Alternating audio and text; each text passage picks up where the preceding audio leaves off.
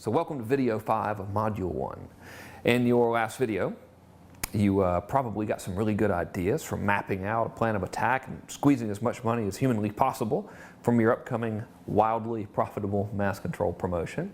In video 5, we're going to take it a step further, and I'm going to show you, using my dog business as an example, how to reposition your product and your offer to trigger what I call the desire to acquire. And without going into further detail, I'm just going to walk you through it right now. But let me say this before we get into the official slideshow screen cam presentation. You need to pay very close attention to this. This section, literally, if you do this and if you get it, this can literally mean the difference between moderately profitable business and wildly profitable business without having any increase or decrease or fluctuation at all in the amount of transactions you do. What this means, in more simple terms, is you can sell the same amount of stuff but make lots more money if you do what I'm about to show you to do. Okay, so let's get to it. Oh, and of course, as always, I've got a little section in your handy manual that corresponds with this video. So please use that as a reference guide. Let's get to it. So welcome to video number 5 from module 1. At this point, you should have seen how we map out our mass control plan of attacks. You should have gone over your 4 components of mass control.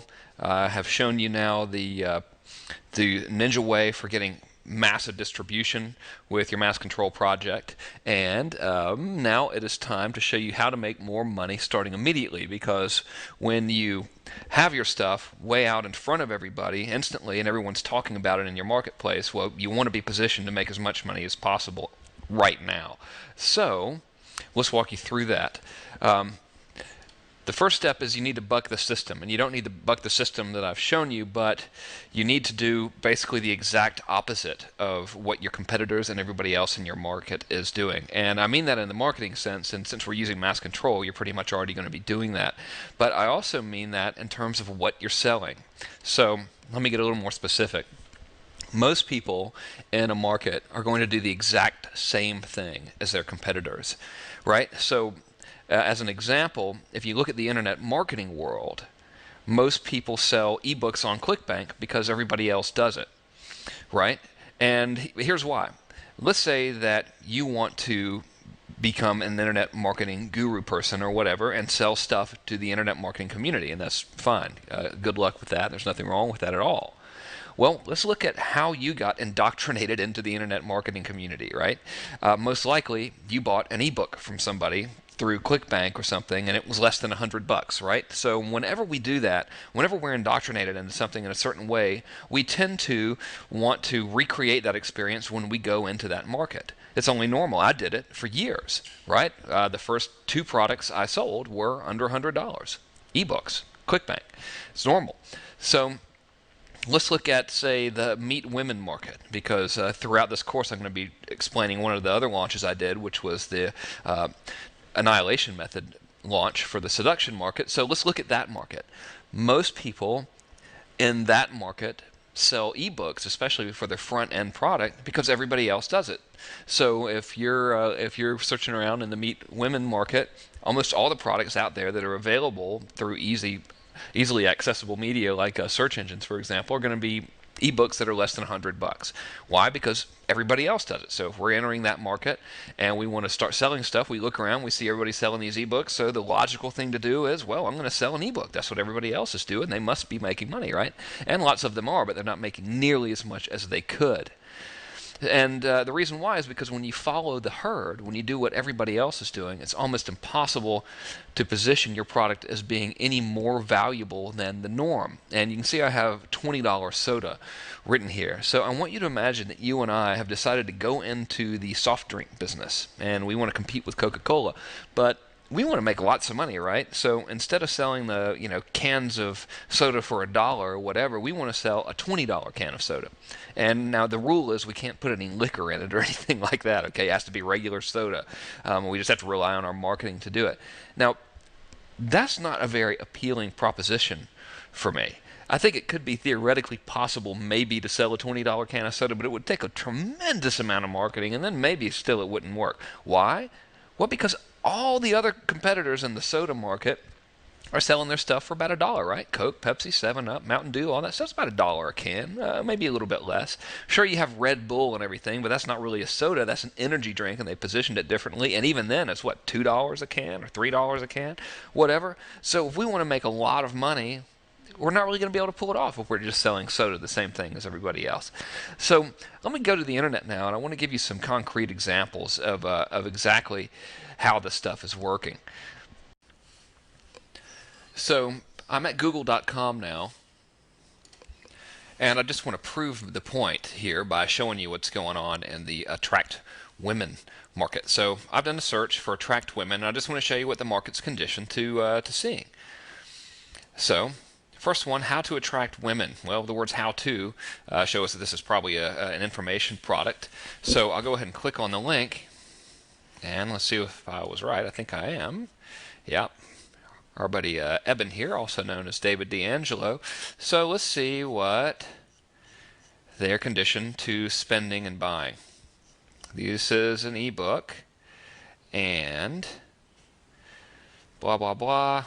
1997. Okay, now obviously David D'Angelo knows what he's doing for sure, because he's got an entire back-end funnel built around this business. But just from the standpoint of we're entering a market, or we're in a market and we want to make as much money as possible right now, we're seeing that the first entry into this market right now, or the first entry from a customer standpoint into this market, they're paying about $19.97 for an ebook. So in the customer's mind, ebook equal $19.97. Now let's see another one. Seduction guides reviewed. And let's see what they're selling.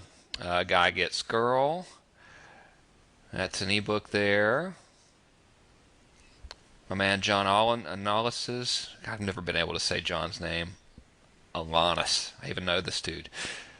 Has ebook there. How to be a lady killer. So let's just see what some of this stuff costs. Guy gets girl. We'll check it out. I'm not going to make you walk through all of these things. From Tiffany Taylor. Blah, blah, blah. And let's just see what they're selling. Unique manual, new and updated. For 2007. And good Lord, we really have to go through a lot of work to buy this stuff, don't we? 3, the definitive microsex guide. Now, you know, this just doesn't sound flattering. I don't really want to be involved in a microsex guide here. All right, here, finally, ladies and gentlemen, we can't possibly buy something. Okay, look, cool. So we've got under $100 stuff here. All right. $77, $49. So it's all ebooks are still at this point under $100 in this market. So let's see what happens in the make money market. So here I am on ClickBank's marketplace, and I'm just searching for the #1 stuff in marketing and ads. And let's see, the #1 is under $100, right? Because you're making 75% of the sale. If you make $30, that means it's about $40 or whatever. How to make money in stock trading, $47 product. Under $100. Google Snatch, under $100.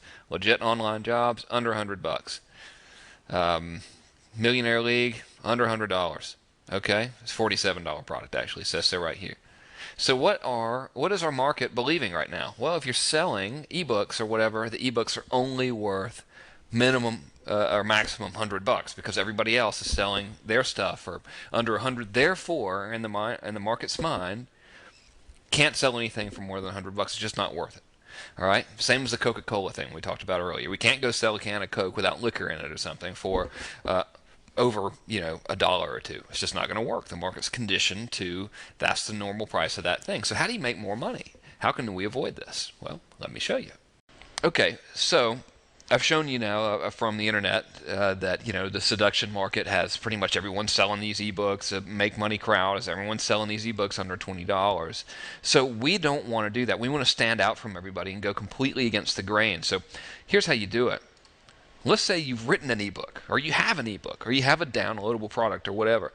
Well, most likely it's in the same format as everybody else. So what you need to do is you want to repackage your information just into a different format. This is a great starting point.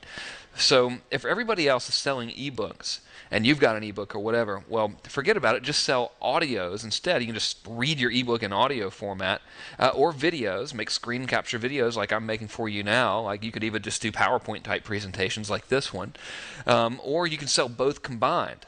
So you're immediately standing out from your market or from your competitors right there. So if for example, if we went back to the dating niche and we just went and everybody on that first page of Google is selling these ebooks and we sell an audio course with videos, well, we're instantly going to stand out, right? We're going to be different from the market, and therefore we could be perceived as better.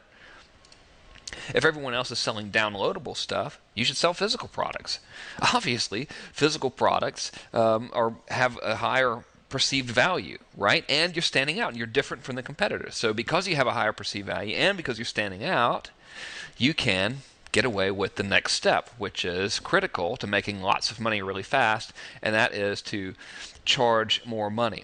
Now, in the examples I showed you earlier on from when we looked around online and ClickBank and Google, one argument might be like, hey, you know, Frank, look, I know these guys are selling these cheap ebooks, but, you know, they have back end, so their lifetime customer value might be, you know, instead of $20 up front, they might be actually collecting, I don't know, $200 or $300 or $400. Let's just say $400 from that customer over their lifetime.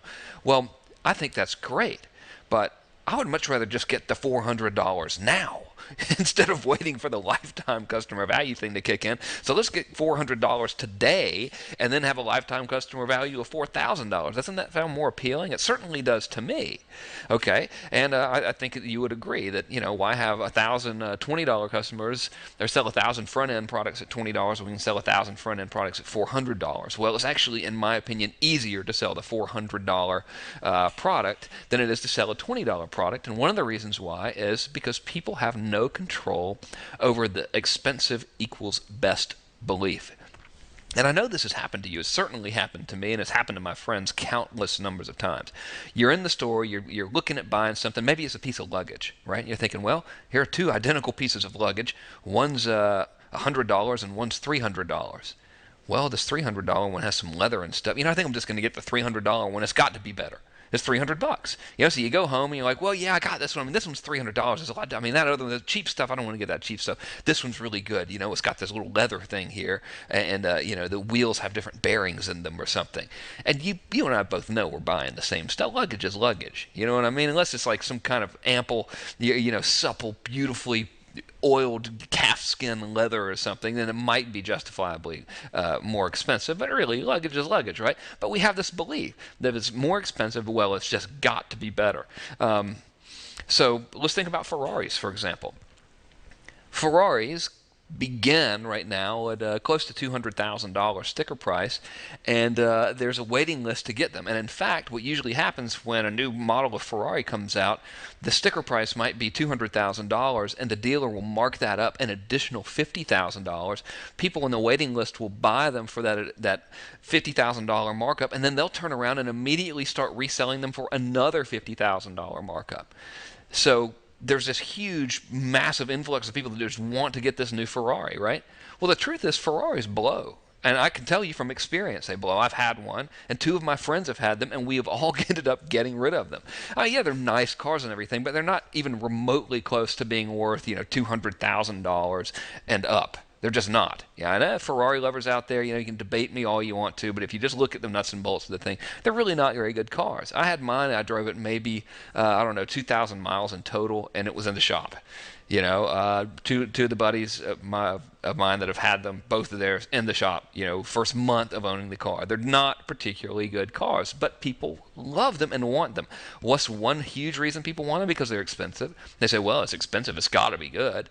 And because of exclusive, well, if it's expensive, I'm going to be better than the other people because I'm paying more money, and then they'll see that I've got this thing, and they'll know that I'm paying more money, and they'll know that I've got significance now, and therefore I've got to have this kind of thing, right? Well, when you combine something different plus more expensive in your market, then you have this automatic desire to acquire phenomenon happen within the marketplace. So let's look at the Ferrari analogy again. Ferraris are different than most cars, right? I mean, yeah, they're pretty fast. They're not super fast. Like lots of regular cars can beat them, or at least give a comparable run for the money. You know, a Porsche Turbo is going to totally dust a Ferrari, and that thing's about 50% less.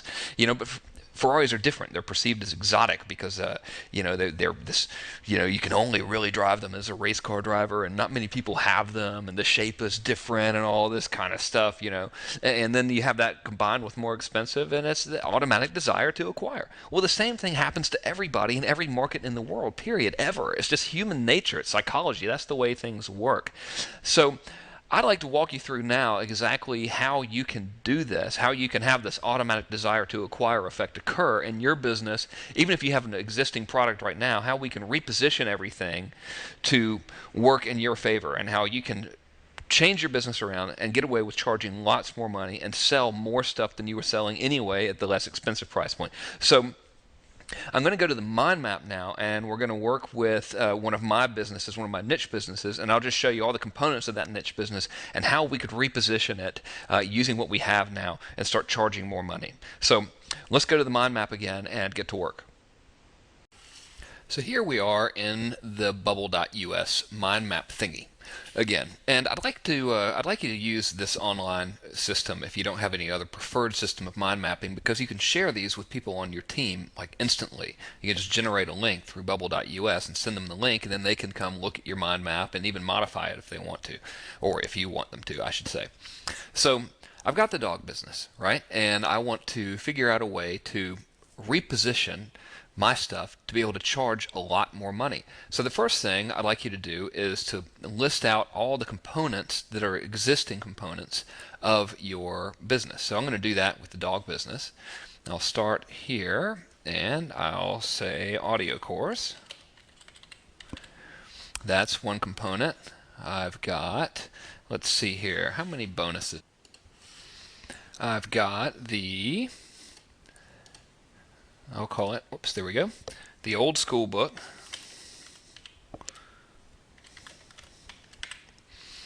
which is an ancient book about dog training that I bought from public domain, or actually I got free from the public domain and then had it scanned in into ebook format. I have got the vet book, which is a dog health book that I had written. I've got the transcripts of my audio course here, and I've got the tricks book. It's another book I had ghost written about how to teach your dog to do tricks. I've got 10 videos that I bought the rights to that are screen cam videos similar to this. And finally, I've got the recipes for make your own dog treats. Now let's move all this stuff up here. Let's get it over here. So that's a lot of stuff. So right now I'm putting the audio course up front, which I'm already a little bit different from everybody because they're selling ebooks, which is probably one of the reasons why this business is so successful. But look at all this other stuff that I've got. I could repackage the product in a different way. So if people are selling primarily ebooks, and now I've got some competitors who are also selling audio stuff, what would be another way for me to make myself different and have a higher perceived value? Well, if you're thinking videos, you're thinking right.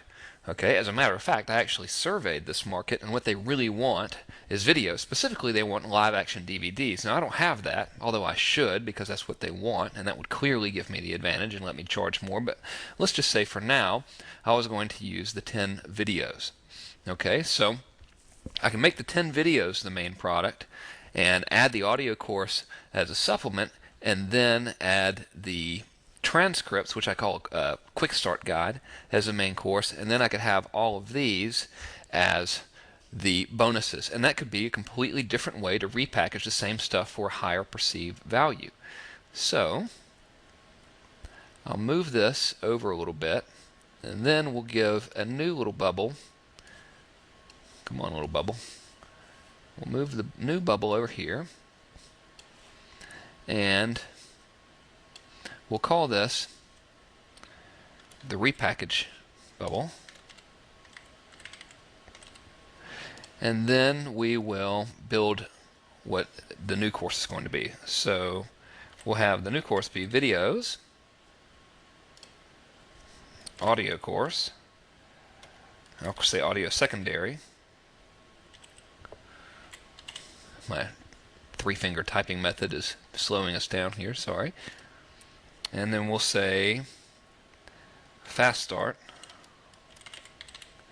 as third. So I'll pitch the product now in its repackaged format as videos is really what they're selling, and if they act now, they'll also get the audio, which is over an hour's worth of stuff, and then the 50-page fast start guide. So now I'm different, right? Because all my competition, or most of my competition, I should say, are selling ebooks, and some of them are selling audios, but maybe one person out there is selling videos, and they don't have as much exposure as I do in the market. Now this allows me to immediately do two things. First, or do one very important thing, I should say. First, I've already got my existing business that's working well, right? So I could keep this business, and then I could clone myself, couldn't I? Come on, mind map. This is a lot easier to work when you're off camera. So then I could clone myself,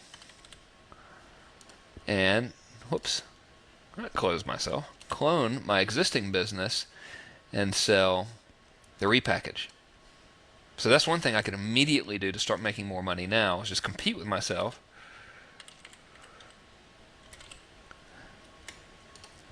And sell the repackaged product, which is primarily videos. And I would make a whole new sales letter for this and start selling things as videos.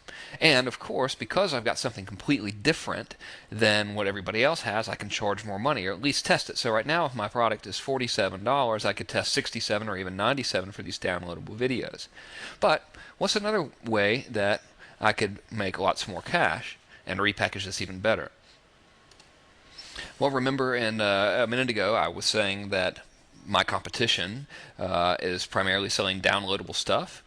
In fact, I'd say 99% of my competition is selling downloadable products. Well, how can I be different? I can sell physical.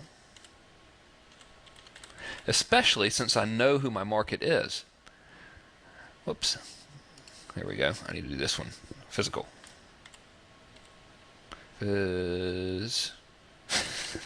Sorry I'm such a bad typist. Hey, at least, you should take comfort in this. You don't even have to be able to type to do well on the internet, right? So if 99% of my competition are selling physical products or downloadable products, and I start selling a physical product and they're selling ebooks and I'm selling videos, I've already done 2 steps removed from the competition, right? I'm leading with video, where they're leading with ebooks and occasionally audio, and now I'm sending them something in the mail as opposed to a downloadable thing.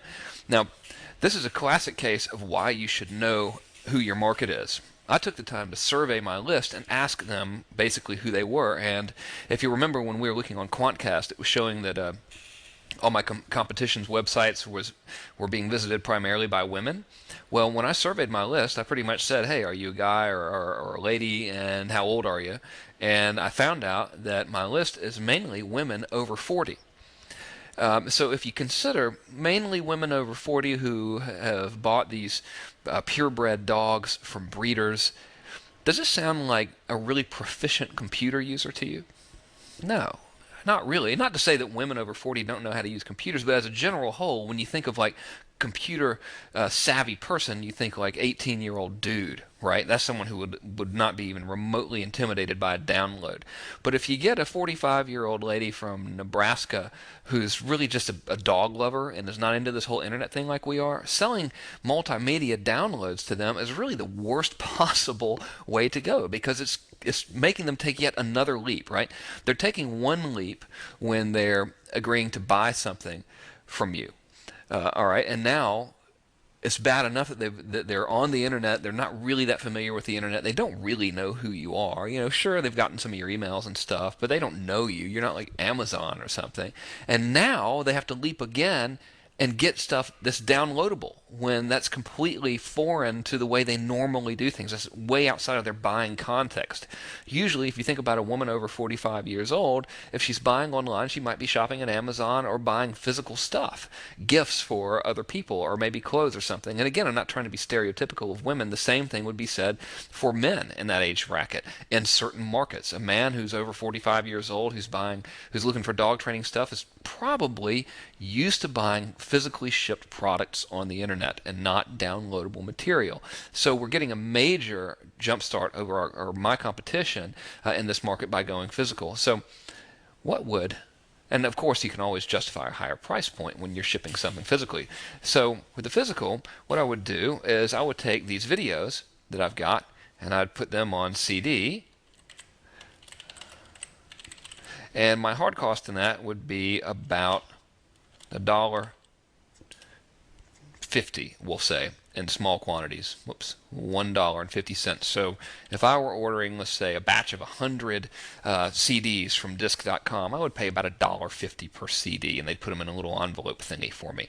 Okay, so now I've got this 1 hour and something like an hour and 20 minutes or so worth of audio that I could put on CD as well. So now my physical product could be 2 audio CDs, because I think I'd have to have 2 CDs to fit in to fit all of that content on there. So we'll say that is $3, my hard cost, and then I could take my fast start guide and put that in a book. That's about 50 pages, I think. It's a 50-page book. We'll say that is another $2. And these numbers are fairly accurate. I had this stuff priced actually through disc.com. I dealt with Kevin McKenzie. If you're looking for physically shipped stuff, these guys are great. We used them with Annihilation Method, and they were wonderful.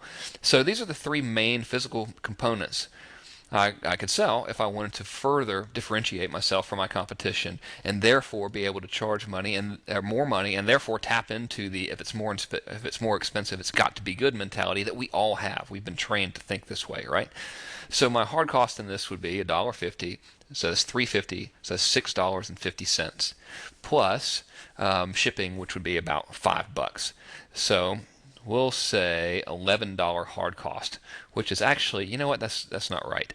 With shipping and everything, it actually comes out to, I've priced this now remembering, hard cost when you order about 1,000 of them is going to be $7. So if you order 100 and you want to do it on the cheap, yeah, let's say you have about $11 hard cost. That's really, really high. You could, if you ordered in quantity, get it down to about $7. So now I'm going to modify this. I'm going to say estimated $11 hard cost. Okay, so my current course is $47. I could repackage here, lead with the videos, easily charge $67, if not more, certainly more than what I'm currently charging, because it's so much different and it's what the market wants. I think, I don't remember if I told you this already, but when I surveyed the market to find out who they are, I asked them what they wanted, and they said they wanted DVDs. So if they're giving me over $1 million a year for something they don't really want at $47, I think I could get them to give me about $67 for something that they do want, which is videos. And if I really did right and created an actual DVD of people training dogs, I think I could sell it for about $100. Especially if I made the argument that, hey, listen, it's going to cost you about $200 for only a handful of lessons with a trainer, and you might not even like the trainer, and you can buy my stuff for $100, and it's guaranteed, and you don't have to leave the house, right? So that's a little bit into how you would structure an offer there. But it's clear that if I repackage this and give them what they've told me they want instead of selling them what they don't want, I can charge more money, which is great. So how would we structure this offer? What's the best way to do it? Let's say we're talking about the repackaged downloadable product for now, and that you don't want to come up with the money to create a physical product right now. You just want to test this whole theory and see if it works. Well, the first thing you could do is just simply do a straight regular offer. And I'm going to make another bubble here. So the regular offer, normal offer, we'll say, what we're all used to would be, whoops, there we go, would be video with bonuses.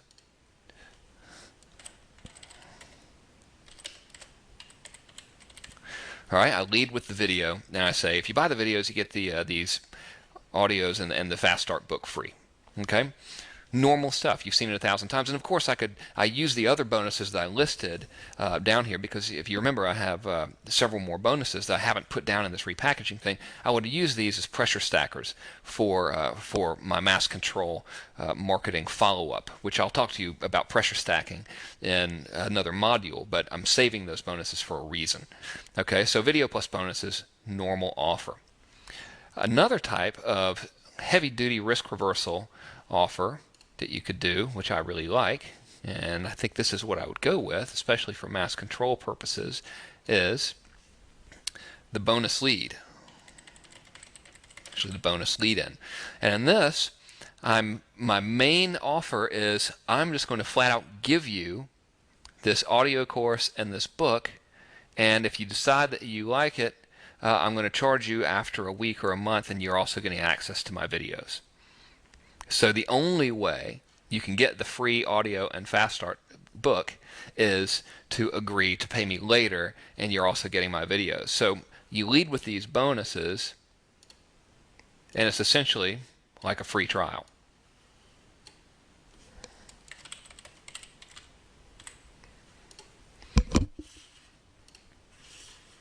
And then they pay, I'd test it, but pay 67 to 97 later. Right? After, let's say, a week. We give them a week's trial. And of course, they're getting access to the videos as the bonus. So the offer is you can get these things for free if you sign up for this trial today, and as a bonus, you're also getting access to these 10 awesome videos, which are over an hour long, and you don't even have to pay me for it. Just try this method on your dog, and if you don't see immediate results after a week or 2 weeks or whatever, then don't pay me. But if you do see results, then you can pay the discounted price of whatever, $67 or $97. And to do this offer, here's my dog website sales letter. To do this offer, I would simply use pretty much the same sales letter, but I would change the lead-in and the headline. And I would say something like, yours free, 13-part audio course and free 50-page book reveal how to have a perfectly behaved dog in 15 minutes or less without hitting, yelling, or scolding. And then I would have basically the rest of the letter. And when I led into it, I would just hammer about how the book and the audio course are free. And then when I get down here, so all my sales letters are the same. I'm going to give them these other two bonuses as well. Then when I get down to the part about how much it costs, I would say this is absolutely free for you today, and if you order now, you'll also get the videos. And then I'd say, you don't have to pay me until a week. And that would be the pitch. So you don't have to really go and modify and come up with an entirely new marketing campaign to test this out. You can just modify your current pitch to lead in with your bonuses, and then have the video, in my case, be the main product on a free trial. So that's another way to reposition things for a higher price point. And as a matter of fact, you could even possibly charge even more, like charge $125 or something, assuming your product is really good, in which my case it is. I really do. I'm proud of this product. It's very good.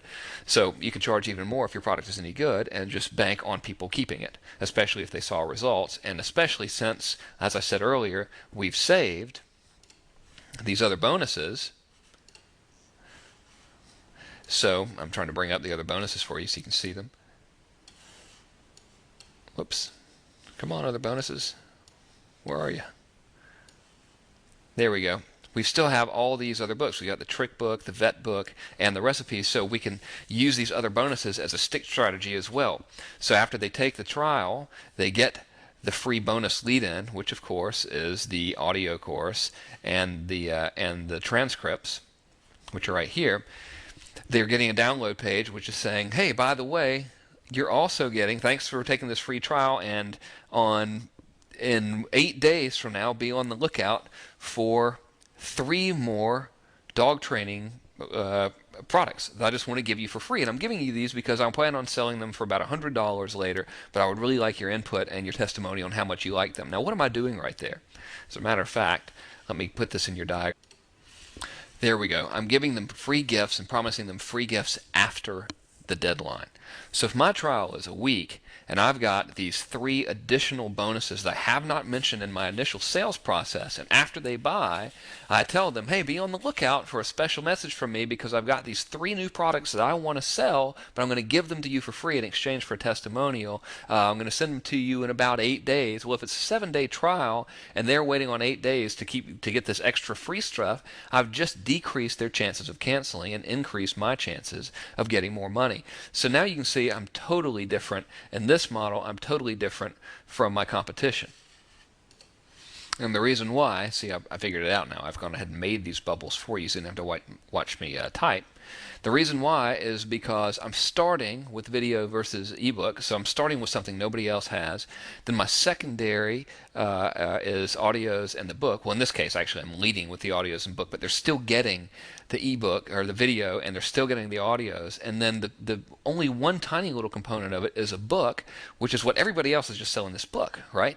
So I'm different here, and now I'm really different because I'm the only guy in the market that's giving them all this stuff, where my competition is saying, hey, give me some money and I'll give you a book, and I'm saying, give me nothing, I'll give you audios, book, and videos for free, and then you can pay me later if you like it. So that is how you position yourself to get more money. That's how you make yourself different in the marketplace. Or of course you could just do the normal method, whereas you just reposition your stuff as video plus bonuses, which I could also do. Or I could do all 3, couldn't I? I could have my existing business. I could then create a clone of my website, which is with slightly different sales letter, maybe a different domain, obviously, and then I could sell the video with bonuses. The video is the primary product, and then I could clone myself again and compete with myself again with a slightly different sales letter and do the lead-in with the bonus on the free trial. So now I've got 3 times the exposure in my market, and this one is most likely going to be the one that generates the most money long term. Now, if I was really smart, I would do this. Because I know that my market really wants to buy DVDs and they're just buying my stuff because they don't see what they truly want and they're giving me $1 million a year, if I was really smart and had any sense at all, I would just get some DVDs made. And if you're in a market and like me, you don't, first of all, I'm not going to make a video of myself with long hair looking all weird, selling it to slightly older women with dogs, because they're going to have one look at me and be like, man, who is this guy? This guy's crazy. I don't want to have my dog trained by this weird-looking long-haired surfer dude. So if you don't want to make your own DVDs, you could do what I did, which is to place an ad in Craigslist and say, hey, I'm looking for a dog trainer. I want to make a DVD about dog training. I'll pay you $1,500 for your time. I want to sell this DVD on the internet, and not only will I pay you for your time to help me make the DVD, but I will also give you the rights to sell the DVD as well in your business as much as you want. Now, someone might say, oh, man, well, now you're just creating competition. Well, how many professional dog trainers are expert internet marketers? None, really, except maybe Adam Katz, I think, and the other guys that are in my market who are, and I'm blanking out on their names now, the Womack brothers. They're expert trainers and they're expert internet marketers. But, my local San Diego dog trainer, I don't really have to worry about competition from them. So right now I could just pay $1,500, have a real trainer, professional trainer, make DVDs of them training the dogs, and then what could I do, right? Then I could charge about $147, and I still have all of my current business assets. So I could lead with my DVDs and give my other entire course as a bonus, or I can lead with my bonus, lead with the bonuses and give them the free 13-part audio course, give them the free book, and then as a bonus, if they just try it, they also get my DVD shipped to them in the mail, and all I ask for is shipping and handling charge of $7.95, and if they like it, of course, they pay $147 after a month or something like that, and I use the same after deadline gift strategy for them in my follow-up. So there are a myriad of ways that I could do this, but these two, the immediate one I would do would be to repackage it with the bonuses, the lead-in to a free trial, or I would just do the DVDs if I was really ambitious and wanted to spend, like, I don't know, 4 or 5 hours watching a cameraman film a professional dog trainer training dogs, for a DVD. So hopefully you're getting some ideas on how you could reposition your product to just be different from everybody else and charge more money. And here's a little bit of risk reversal techniques for you as well. So I would like you to take out a piece of paper and then just make, or actually go to bubble.us and make your own mind map of how you could potentially reposition your business. What are your assets right now in your product? What do you have? What could you include? What could you make as a bonus or an existing leading product? If you could come up with the absolute perfect product for your market that everybody in the world would buy, what would it be? What would the second best thing would be? How does yours stack up to that? And so forth. So that's the end of this video. I hope you've enjoyed it. I look forward to seeing you in the next ones, and get to work. Talk to you soon.